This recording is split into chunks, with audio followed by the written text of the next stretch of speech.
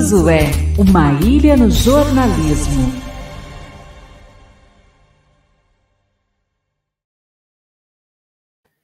Cruzoé, uma ilha no jornalismo, falando sobre essa tragédia lá em Maceió, suas consequências políticas, investigações, enfim, dando um panorama sobre o que acontece lá na capital de Alagoas. Vem para cá, meu amigo Duda Teixeira. Duda! Opa, tô aqui. Perguntinha antes da gente entrar na pauta aí, já recebeu aquele pix do Rodrigo Oliveira no valor de 200 mil? Não. Também não sou muito fã de BMW, não. Não, você é fã de transporte público, você é um homem evoluído, você é um homem de transporte público, bicicleta e por aí vai, né Duda? Exato. O negócio é Mercedes. Mercedes, rapaz, olha o Mercedão. Mercedão, aquele Mercedão 40 lugares, né, amigo? Isso aí, biarticulado. Biarticulado, tá certo.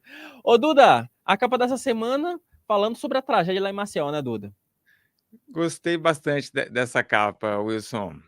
Bom, é uma matéria sua, Carlos Graeb, Rodrigo Oliveira, e gostei porque eu fui acompanhando, né, essa história toda e a gente fica nessas notícias de diminuir o piso 5 centímetros, aí ficou um dia sem baixar, salgema, enfim, uma confusão, e eu acho que vocês conseguiram muito bem organizar.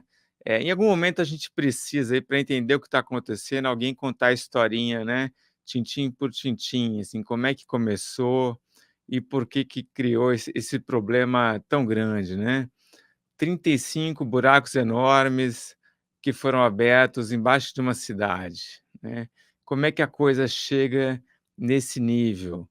E eu acho que vocês mostraram muito bem, não só as falhas aí de fiscalização, né, mas também, apontar aí um holofote, né, na Braskem também, que também é uma empresa que estava envolvida aí com Lava Jato, dinheiro do BNDES, ação da Petrobras. Então, enfim, essas coisas não surgem do nada, e acho que essa matéria que vocês fizeram mostrou muito bem como é que a coisa chegou nesse ponto. O que acontece? A gente precisa também trazer um pouco, agora trazendo um pouco do contexto político, eu já falei isso aqui no meio-dia. Essa crise da Braskem também colocou um pouco de luz sobre as questões, né, internas que viraram alvo de uma nacionalização, né, da disputa política entre Renan Calheiros e Arthur Lira. Então, há uma expectativa de instalação de uma CPI, provavelmente a CPI deve ser instalada na próxima semana. Não há a possibilidade de que o... Opa, deixa eu só responder uma mensagem rápida aqui. Então, não há possibilidade de que a investigação comece ainda em 2023, porque, só para a gente ter uma ideia do que eu estou falando, hoje são 8 de dezembro, nossa última... Nossa, agora eu vou fazer um trava-língua aqui. Ontem o Felipe me colocou um trava-língua ao vivo do papo, mas eu não posso nem falar, posso nem reclamar do chefe, porque também me coloca uns trava-línguas aqui que só Jesus Cristo, pelo menos a minha fonoaudióloga vai ficar com orgulho de mim. Porque hoje estamos no último dia da penúltima semana, último dia da antepenúltima semana útil do ano de 2023. Quase não sai.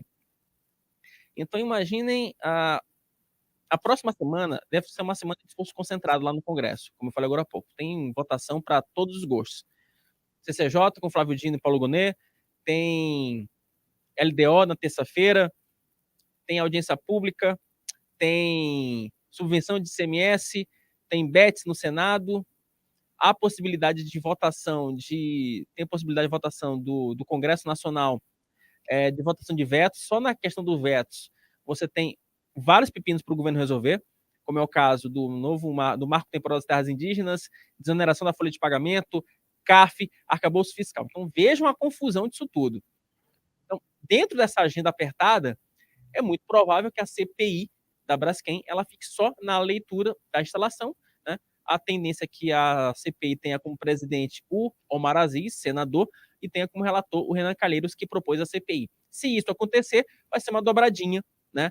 vai se repetir aquela dobradinha Omar Aziz e Renan Calheiros, a mesma dobradinha da CPI da Covid. Então, essa matéria da Cruzoé, ela dá essa luz sobre essa crise lá em Alagoas, tecendo também aí algumas considerações sobre os reflexos na política nacional, Duda Teixeira.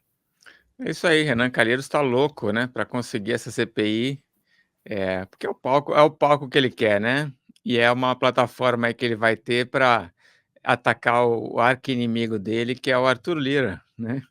Então, de novo, a gente vê a nacionalização dessa briga aí de Alagoas, né. O lado da Braskem, ela é alvo de uma investigação da Polícia Federal e o Greg trouxe essa informação aqui nessa matéria da revista Cruzoé. Duda, falando um pouquinho sobre os destaques internacionais, né? Deixa eu até aproveitar destaques internacionais da Cruzoé, porque hoje eu vou te sugar, né, pra caramba, amigo. Já te avisei previamente, mas não tem como não, né, avisá-lo ao vivo. Temos uma matéria sua, belíssima, chamada A Espera da Notícia, decisão do Supremo que restringe a liberdade de imprensa ainda pode ser amenizada pela Corte. Duda Teixeira. Exato. Bom, isso é aquela decisão, né, que o que aconteceu foi uma definição da tese pelo STF, dizendo ali que veículos de imprensa podem ser responsabilizados se algum entrevistado em algum programa imputa um crime a alguém, imputa falsamente um crime a alguém, né? Nós aqui no Antagonista e várias organizações de imprensa também reclamamos, né, criticamos muito essa decisão. Havia o medo, por exemplo, de, puxa, então é melhor a gente parar de chamar pessoas para serem entrevistadas, né? Porque vai que está num programa ao vivo e alguém vai lá e fala que alguém cometeu um crime, né? Ou então, puxa, a gente convida a pessoa, mas a gente vai orientar ela sobre o que ela pode responder. Então isso é autocensura, coisas que estão proibidas, né? A nossa Constituição de 88 deixa muito claro que não pode ter censura prévia, né? Isso está lá no artigo 5º, mas essa definição da tese do STF, num caso antigo lá do Diário de Pernambuco, trouxe essa história. O que eu apontei, né, conversei aí com o pessoal entendido de direito, é que tem uma chance, de que a coisa, não seja assim tão grave, né. A gente ainda está aguardando a publicação do acórdão. O acórdão é aquele texto que o relator tem que pegar e juntar, todos os votos ali que foram dados, num texto só, e a gente já teve alguma sinalização, principalmente do Luiz Roberto Barroso, de que a coisa não pode ficar tão solta, né. Então é possível que o Fachin, escrevendo esse acórdão, ele já delimite melhor quais são as situações em que os veículos realmente serão responsabilizados, né. Eh, Ainda assim, se o acórdão não trouxer isso, aí tem uma chance, que é uma coisa que o Gilmar Mendes falou, dos embargos de declaração. E aí, sim, também a gente pode ter mais para frente, isso vai ficar também para o próximo ano, de uma atenuação dessa decisão. Pode ser o que se diz aí, né, pensamento positivo, wishful thinking, não sabemos ainda, mas o STF tem, então, 2 caminhos a tomar aí, né, um que é realmente, eh face a essas críticas que aconteceram, e ponderações até de ministro do STF, trazer um acórdão, que não seja tão, problemático, né, para a liberdade de imprensa no Brasil, ou o outro caminho, que é esse que a gente já está vendo nos últimos 5 anos, que é realmente, ceder aí a alguns ministros do STF, que realmente acham que a liberdade de expressão e liberdade de imprensa tem que ter condicionantes, né, vários condicionantes, e que não são um valor, que a gente deve, priorizar aqui no Brasil, né? Sempre uma coisa mais importante que a liberdade de expressão ou liberdade de imprensa, e alguns ministros realmente têm essa noção. Então, acho que o STF aí está num dilema, vamos ver o que vai sair daí. A gente precisa entender como é que isso vai se dar na prática, né? Só um parênteses, tem aqui a Neuza Souza chegando aqui, disse que não vai poder conseguir assistir ao vivo. Bom final de semana para você também, Neuza. Né? Depois acompanha a versão gravada. Não só você, Neuza, como outras pessoas. Se você não conseguir ver o programa aqui ao vivo, ele vai estar disponível aqui nas plataformas virtuais aqui de O Antagonista, tanto no YouTube quanto no Spotify, tá bom? Ô, Duda, e especificamente sobre o caso do acórdão, sobre essa questão, porque só para a gente entender um pouquinho, né? Momento, deixa eu puxar um pouquinho ali o conhecimento de direito da primeiro período da faculdade, praticamente. O acórdão, ele é uma síntese do julgamento. Então, assim, ele não é um rejulgamento, ele é uma síntese do julgamento, ele é um documento dando ali as balizas nas quais, inclusive, você pode ter a aplicação daquela jurisprudência que foi daquela tese que foi definida durante o julgamento do Supremo Tribunal Federal. Por isso que o Duda falava, né? Que é importante você ter o acórdão. Até porque o acórdão, ele também, ele como elemento jurídico, ele é o primeiro passo para algum recurso que alguém possa vir apresentar. Por isso que tem a questão dos embargos de declaração, né? Porque a partir do acórdão, você pode apresentar no Supremo Tribunal Federal os acórdãos, os embargos de declaração. Para que serve esse instrumento jurídico? Serve para sanar obscuridades, omissões, serve para esclarecer melhor aquela decisão proferida pelos outros integrantes da corte. Então, por isso que essa parte do acórdão, ela é importante, porque ela justamente vai dar aquelas balizas sobre o que vai ser aplicado ou como pode ser aplicada ou não aquela jurisprudência do Supremo Tribunal Federal. Então, por isso que o Duda falava, né, só para ratificar, por isso que é importante a gente ler o documento, ter o documento em mãos, para poder saber até aonde o Supremo vai avançar nessa ação, nessa tese que limita, sim, a liberdade de imprensa. É como a gente estava falando no início. A esperança do Duda é que essa limitação ela não vá para além do que o próprio Supremo decidiu. Porque o que se vê hoje no cenário atual, o que se vê no Supremo é que essa decisão pegou muito mal, os ministros foram obrigados a se explicar publicamente, porque ela abre, sim, margem para censura, margem para autocensura, margem para que jornalistas como eu, como o Duda, né, que a gente tem que ficar o tempo todo ali pisando em ovos. Porque até então, o que se imaginava, o que se tinha de jurisprudência sobre o caso, é que se o Daniel, por exemplo, fizesse uma entrevista com o Daniel, e o Daniel falasse uma bobagem acusando um terceiro de alguma coisa, o Daniel que se vire para poder provar aquela situação. O Daniel que seria totalmente responsável pela sua irresponsabilidade da sua fala. Essa decisão não. Ela parte da seguinte premissa: se o Daniel falar uma bobagem, se ele imputar crime a alguém, eu, Wilson Lima, que estou entrevistando o Daniel, eu sou corresponsável por isso se eu tiver algum tipo de noção de que aquele fato é criminoso. Então, é uma decisão de fato polêmica, porque abre justamente essa brecha, e o acórdão, como disse muito bem o Duda Teixeira, vai ajudar a dirimir um pouco isso, né, Duda? E aí, a depender do que vier do acórdão, quem pode, eles falam opor, né? Opor os embargos de declaração são as partes. Então, no caso, a gente teria o Diário de Pernambuco, que não me respondeu na matéria, mas a gente tem também a Associação Nacional de Jornais, que ela entrou no processo como amicus curiae, né? E eu falei com o presidente executivo da ANJ, que é o Marcelo Resch, e ele deixou claro para mim: olha, a gente está preparado para, se precisar, se esse acórdão vier muito vago, né, e a gente entender que ali tem um problema para liberdade de imprensa, a gente vai entrar com embargo de declaração, sim. Mas vamos ver o que vai vir por aí. Na área internacional, temos aí uma matéria do nosso Caio Matos, né, o nosso homem argentino, falando sobre a sabotagem petista. Brasil perde janela de oportunidade ao não fechar acordo de livre comércio entre Mercosul e a União Europeia. Nós tivemos agora esse encontro do Mercosul no Rio de Janeiro, todo mundo ali fazendo foto no Museu da Manhã.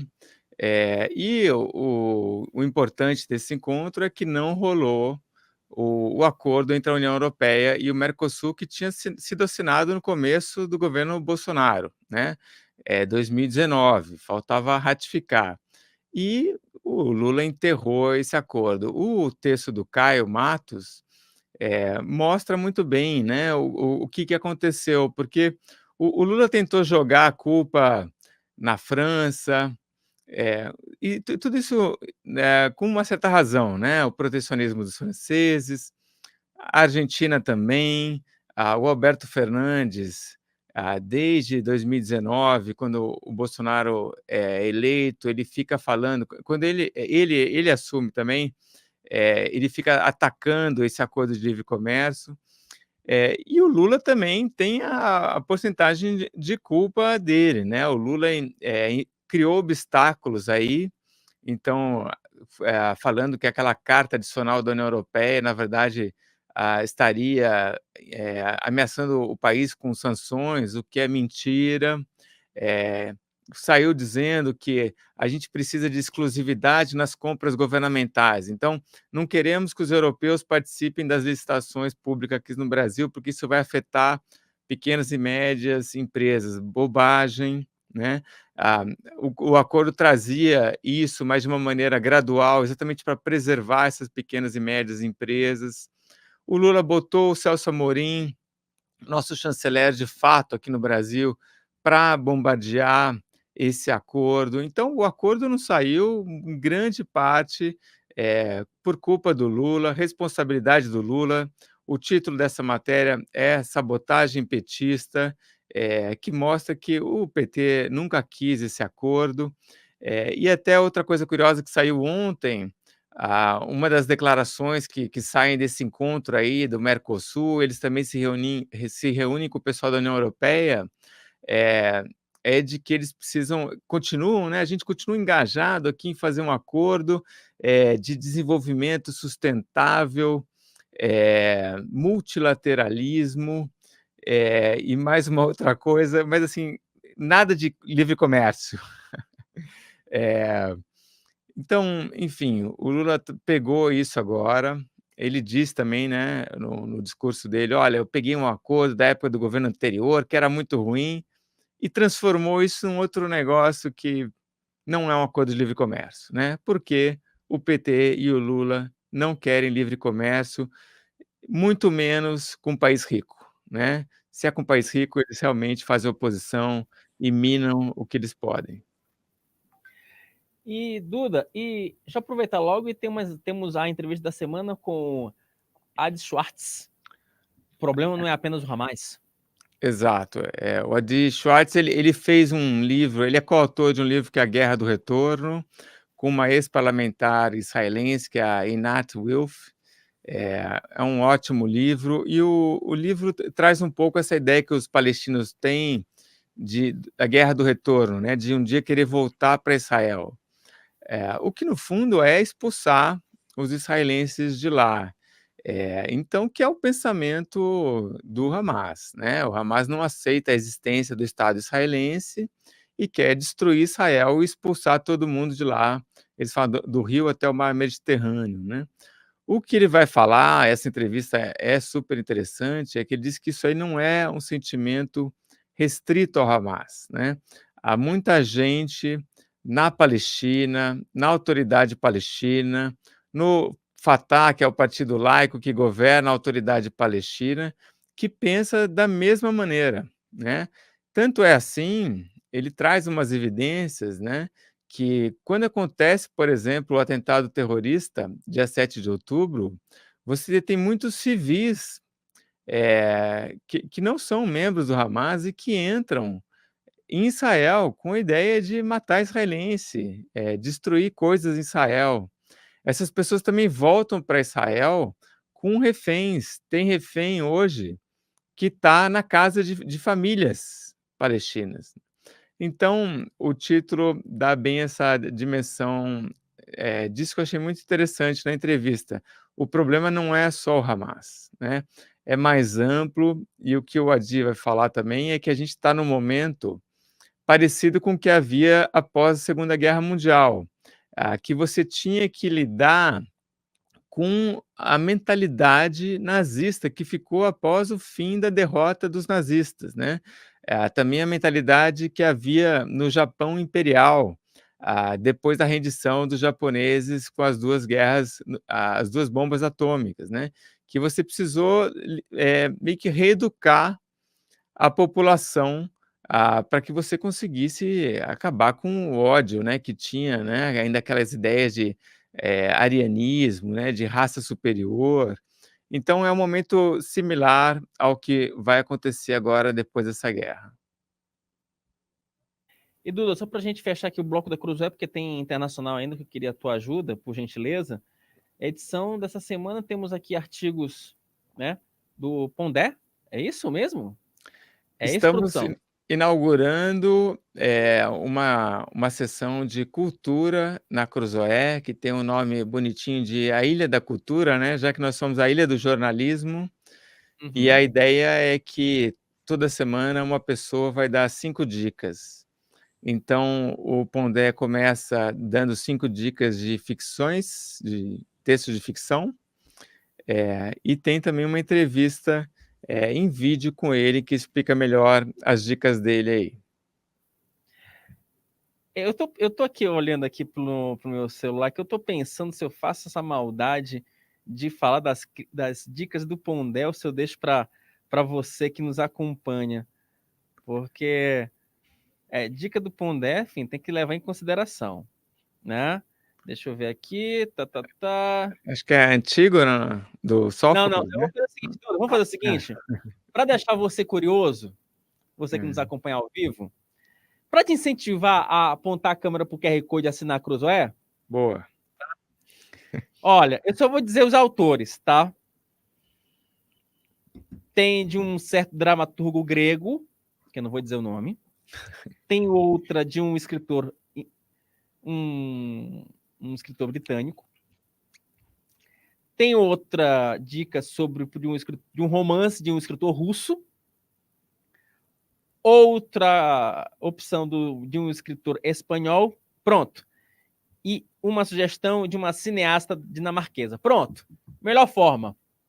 Porque aí só falamos um pouco sobre a nacionalidade do Pondé. Deixa que os autores e os títulos você acompanha aqui na Cruzoé. Tá aqui a Kelly aqui, falando aqui, segura um pouquinho. Temos também artigos do Alexandre Moraes Silva, do Leonardo Barreto, Jerônimo Teixeira, Augusto de Franco, José Teófilo, Paulo de Almeida, o Rodolfo Borges, falando lá sobre o Santos, Anne Dias, Ivan Santana, José Neumani Pinto e Agamenon Mendes Pedreira. É isso. Boa edição da Cruzoé mais uma vez, hein, Duda? Tá bem legal. E tem vários artigos aí que estão ótimos.